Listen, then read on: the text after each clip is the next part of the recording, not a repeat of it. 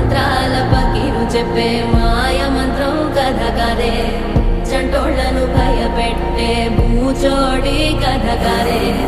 తాత ముత్తాతమ్మల భూతాల కథ కదే